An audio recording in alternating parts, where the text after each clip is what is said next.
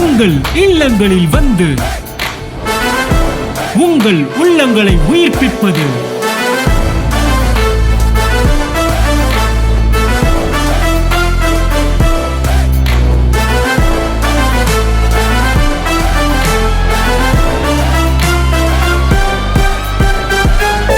உங்கள் channel DJ.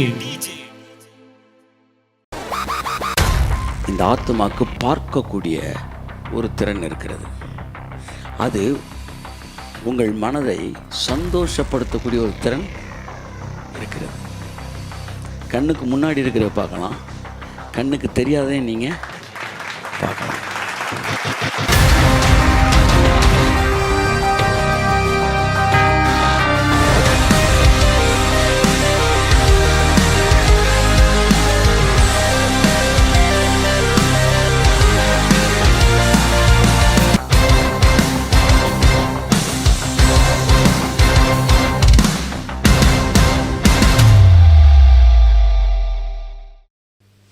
அதான் Bible சொல்ல, இரவும் பகலும் தியானமாக இருக்கிற மனுஷன் பாக்கியவான், அவன் செய்கிறது எல்லாம் வாய்க்கும்.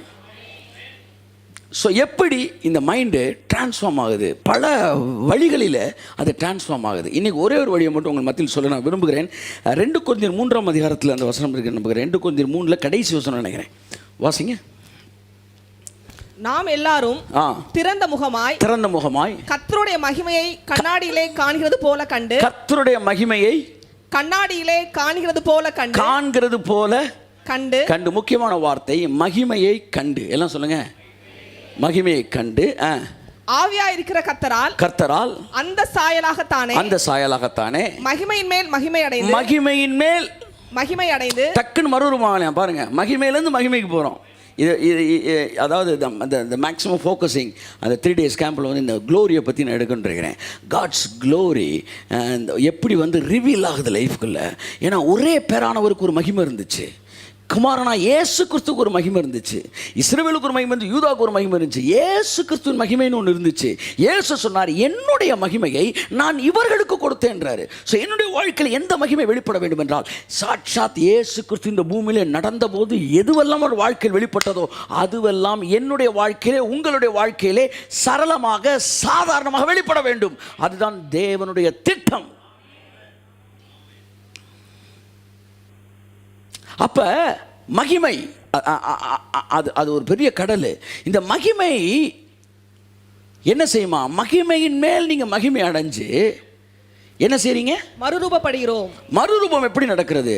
Glory to glory. One level revelation to next level revelation. Revelation and glory is connected thing. ஏற்கனவே பேசியிருக்கோம் நம்ம. அப்போ அதை விட்டுருவோம். எப்படி மறுரூபம்னா கண்டு. எல்லாம் சொல்லுங்க, கண்டு மறுரூபப்படும். எல்லாம் சொல்லுங்க, கண்டு மறுரூபப்படும். எதை நீங்கள் பார்க்குறீங்களோ அதுதான் உங்கள் வாழ்க்கையில் நடக்கும். இந்த ஆத்மா இருக்குல்ல, இந்த ஆத்மாவுக்கு பார்க்கக்கூடிய ஒரு திறன் இருக்கிறது. அது உங்கள் மனதை சந்தோஷப்படுத்தக்கூடிய ஒரு திறன் இருக்கிறது. கண்ணுக்கு முன்னாடி இருக்கிற பார்க்கலாம், கண்ணுக்கு தெரியாதே நீங்கள் பார்க்கலாம்.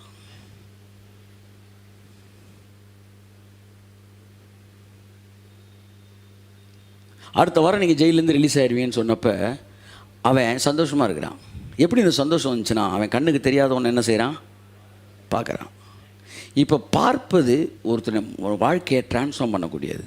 நான் word of God's will in word of காட்லேருந்து எப்படி நம்ம டிரான்ஸ்ஃபார்ம் ஆகிறோன்னு பேசலான்னு யோசித்தப்போ இந்த விஷயத்தை நான் ஏவப்பட்ட பின்னால் பேசுகிறேன். அது எந்த அளவு வந்து ரொம்ப டீப்பாக அதுக்குள்ளே நான் எழுதலை. பட் ஆவியானவர் ஏவரப்படினா நான் சொல்லிடுறேன். தேவன் ஒரு மனிதனை மறுரூபப்படுத்துவதற்கு முதலாவது அவனை கூப்பிட்டு ஒரு படத்தை காட்டுறாரு. நீங்கள் எப்போ பார்க்குறீங்களோ அப்போ மறுரூபமாயிருவீங்க. உங்கள் மனசு மறுரூபமாகும். நீங்கள் மறுரூபமாகணும்னா நல்லா பார்க்கணும். ஏனென்றால் ஒரு படம் உங்கள் வாழ்க்கையை பல பகுதிகளை மறுரூபமாக்கக்கூடிய வல்லமை அதற்கு இருக்கிறது. நான் சொல்ல, ஒரு பிக்சர் வந்து will explain what millions of words வந்து எக்ஸ்பிளைன் பண்ணாததை ஒரு பிக்சர் எக்ஸ்பிளைன் பண்ணிடும்.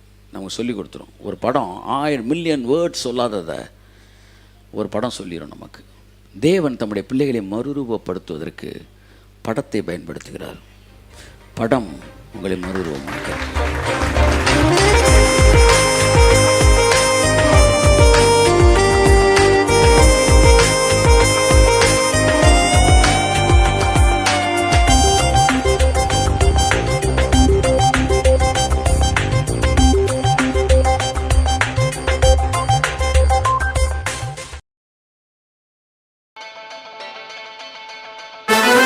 உங்கள் இல்லங்களில் வந்து உங்கள் உள்ளங்களை உயிர்ப்பிப்பது